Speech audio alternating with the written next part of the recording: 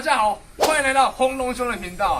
喜欢种草莓的观众有福了，这一则影片啊，真的是非常的干货。我们从苗的选择、土壤调配、一些病虫害的问题啊，还有种在土里的一些照顾，但是防治杂草还是有什么奇奇怪怪的问题，这一则影片全部都可以找到答案。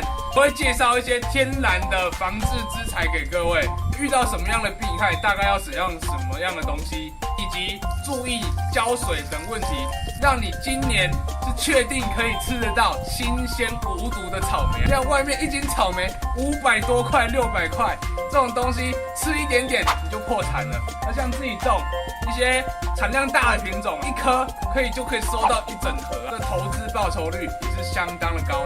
那我们废话不多说，分成8个重点，我们影片开始。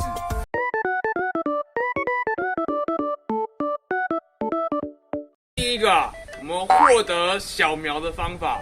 获得小苗的方式有2种，一种是由你去年留下来度过夏天的草莓苗，一种就是你去网络上啊，又或者是实体店面，去各个商家去买他们的草莓苗。度夏草莓你去年留下来的优势，它的苗就是大，所以它种下去的成长速度会比较快。你今年买新的苗，就是要看那个商家，每一个商家的苗，它的健康程度不一样。有些人的苗你种下去啊，不太会死啊，有一些如果本身就带病的，死很快。快速讲一下度夏的方法，你要把你的苗放在阴凉处，半日照的，要常常浇水跟消毒。你可以用那花盆或者保特瓶把它塞起来，移到那个树下，把它移到半日照的地方就对了。然后有走茎就接，这样就有机会度过夏天。真的不行，你可以把它拿到室内或是阳台。你外面买回来的苗，就是那种一盆一盆的小苗嘛，要先做缓苗。可以的话，就把它放在你的种植区域。大概一个多礼拜，因为有一些苗它可能会带病，又或者是它需要适应一下你的地区。你在缓苗的时候，这株植株撑不住的话，你就直接把它丢了，代表它本身就是有问题的。接下来第2，草莓土壤的调配啊，建议去找这个沃松，就把沃松跟田里的土做1:1的混合。之前有一些是用纯沃松，这样子前期是也可以种得很好，但是当你的草莓种到后面，会开始出现一些钙啊，或者是一些微量元素的缺乏，所以你把这个加上田土，就外面的土，如果一般你是住比较都市的，找不到田土的，用纯沃松也是可以，就是你后面施肥的频率啊，就是要再拉比较高。你有可能要去找一些微量元素的肥料，给各位看一下沃松的那个里面的那个材质。这里面大概就是钴土跟椰酰，以这个配方，它里面可能还含有一点点的肥料，就是这样子很松。就去找这种田土，这个蚕头，我们彰化这边是比较黏一点点的，就把它混合，以1:1下去混，做这种大盘的这种苗。我们这种比较大型的盆子啊，它可以混1:1，因为你用纯椰酰就比较贵，因为椰酰它一包大概也要200多块。像这种7寸，现在这是7寸盆，我等一下会介绍这更适合的盆子大小。这种大型盆用1:1，如果是小盆的，你用纯椰酰，又或者是你要接走茎，我给各位看一下我们的走茎苗。这个是我们白草莓，这当初买1颗80块，这是我自己接的走茎，把它压出来。虽然说以专业种植走茎剪掉，它果实会长得比较好，但是我就是想要种很多植株。它底部这种小盆的，如果你要让它开根比较快的话，建议用纯椰酰因为它很松，吸水力也高，开根的速度就会比较快因为我就是统一大量用1:1全部混一混。就是一样是可以用，这个根会比较粗一点，因为它这根会长得比较慢，本身会比较粗。而椰酰就是那种很松很细，它根会很密这样子。我会看一下。我们关于这个蚕头，我们挖的田土要处理。如果你这个土有种过草莓的话，就就可以选择不要使用了。啊，如果你是挖心的，你可以草莓苗买回来再缓苗1周，这个时候你就一样把它铺在地板，去晒个太阳，把它消毒一下，这样可以更稳定，更不容易得到一些奇奇怪怪的问题。现在我们第3种啊，土壤资材的选择与准备啊。我们种草莓啊，我该有的，我基本的我也是有啊。像刚刚土壤调配完，大概要准备这些东西。我们第一个是木霉菌啊，再来是枯草杆菌。我们先讲木霉菌，木霉菌它本身是真菌，它可以抑制一些真菌的病害，其他坏的真菌可以跟它做对抗。它也有帮助分解一些有机质，促使根部可以长得强壮，快速生长。第二个，我们枯草杆菌，类似什么蕈状芽孢杆菌，它们是差不多的东西，它们也是分泌很多激素。我记得我去年的影片，草莓有一个草莓激素，那边就有比较详细的激素讲解。啊，像这个枯草杆菌，它就是一样可以抵抗一些真菌或者是细菌类的病害，都有拮抗作用，去跟真菌做抵抗。所以这2个基本上就够做很多东西了啦。什么炭疽啊、白粉这类的，都多多少少可以有效的预防。接下来这是柑橘精油，它是可以控制一些蚜虫、红蜘蛛这一类的气味，可以用一些油剂精油类的。这个就是你遇到虫害再来喷。关于蚜虫的防治啊，你也可以用葵无露或者是苦楝油。我们上次有一支葵无露的影片，有兴趣也可以去看看。有人说葵无露喷一喷会有一些问题，但是我自己测试是没什么大碍的啦。蚜虫确实有死掉，但是就是你要常常喷才有效，但是确实是有效的，不会说像在喷水一样完全没用。我们第4种，我们浇水与病害的管理啊，在刚种的时候，刚种去盆子啊或者是地质种在土里，你前面几天几乎每天都要给它补一下水，大概持续约2周，它那个根就会定进去了，会开始扩散，已经往下长了。这个时候大概每3天，你要去看你的土壤它那个湿度。到后面根定下去之后，你就不能太常浇水，因为太常浇你容易积水，积在里面那个根就容易烂。我的话是每3天浇1次。我们来讲一下我们草莓比较常见的一些病害。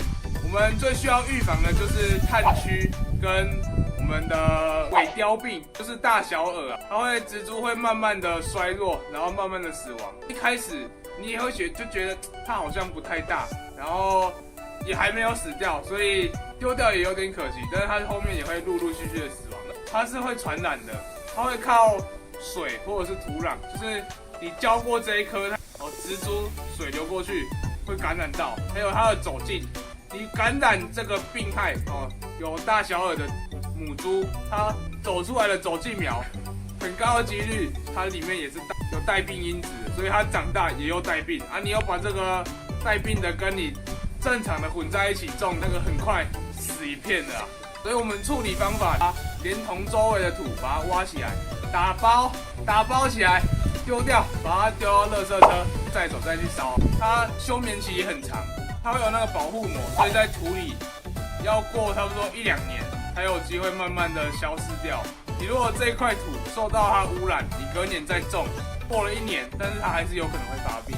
接下来我们第5点跟第6点，我们盆栽的种植还有地质的状态。我们盆栽种植，各位如果地方比较大一点的，建议要用到8寸盆，它会比较稳定。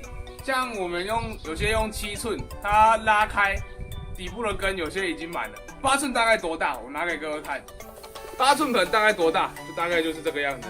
我现在手里这个就是8寸的盆栽，这个是控根盆，有做这个旁边的凹槽，你植物的根从旁边这样子长。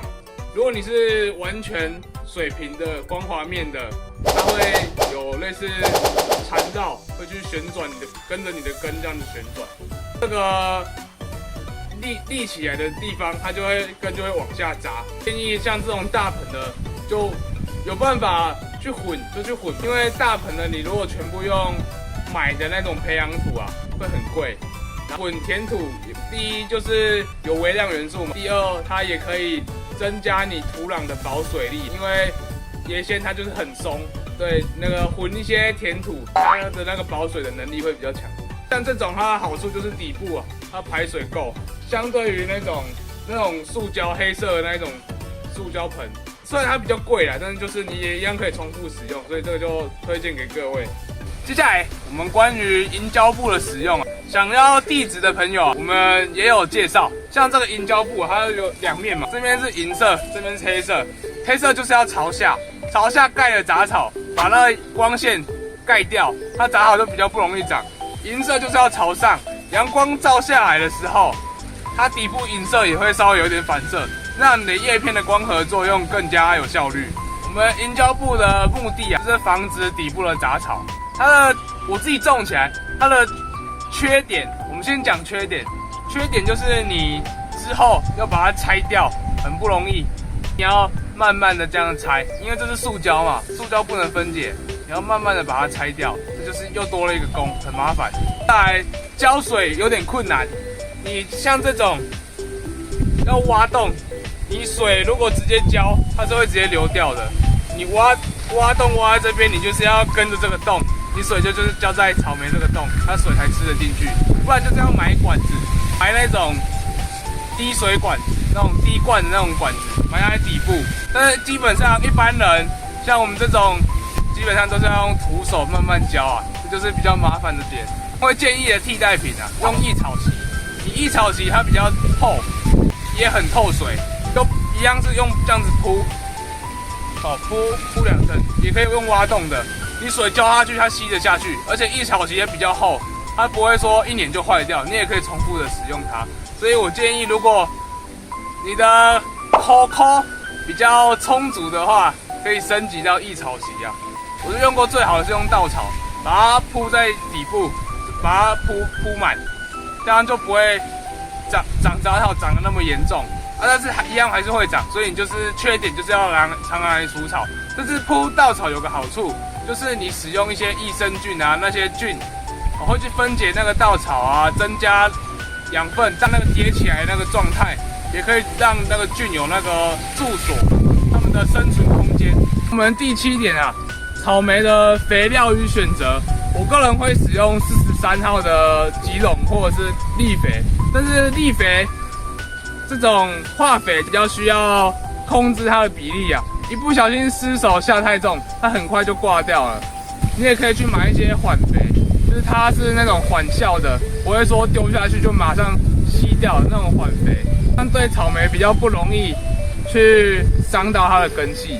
草莓的施肥最重要的还有一种，我们钙肥，去买现成的钙肥，你也可以自己做，去买99%的冰柱酸。稀释10倍变成9.9%，找石灰或者是可可粉去做浸泡，浸泡约1个月就可以使用了，就可以做成自制的钙肥，之后再稀释做使用啊。因为草莓这个作物，它吃钙的速度啊是非常快的。这边这张照片就是草莓缺钙的情形，就是新叶容易比较卷曲，这是它的病症啊，缺钙的特征。我们上次种的秋蜜、榴莲蜜啊，虽然是冬天哦，现在气温已经要降到接近12度那种，它还是在吐新叶啊。种在这个地方，因为这边是比较密闭的，这边没有风，比较没有那么强大的风去吹它，它这边就长得很好。我们原本是种在田里的，它那个叶子啊被打得很惨啊，所以我明年4、5月梅雨季的时候，我会把它再移到这个地方做种植。最后，我们第8点，我们草莓的授粉啊，与我们种植的品种推荐。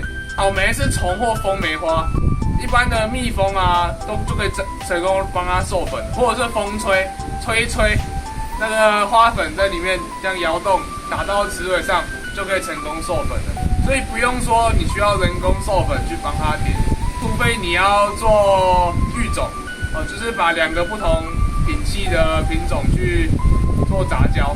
新手的品种推荐啊，就是香水美姬哦，优雪，大概就这3支，吃起来比较就大众口味的那种草莓，因为相对比较好顾。如果你是比较要种自己吃的，你可以试试看一些日系的，又或者是白草莓。白草莓你要去找白草莓难的跟简单的，它的难易度可以差很多。就像我目前现场看到的，至少也有3到4支品种的白草莓了。它的那个长势啊，你会看到有一些苗它都还有点弱小，有一些苗已经大到那个7寸盆已经塞爆了，整个叶子都挤到外面来了。虽然都叫白草莓，但是它们的长势就真的是不一样。吃起来果实有没有不一样？我还没有收到果，这个我还不确定。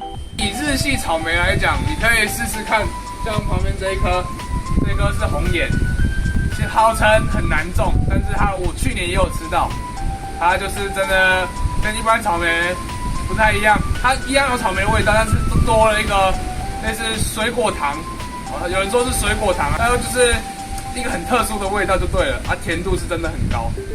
最后我要跟大家讲，草莓这种东西，品种没有所谓的说哪个比较好啊，哪个比较差，每种品种它会挂上它这个名字，代表它在某个地区一定是生长很强的，产量很高的。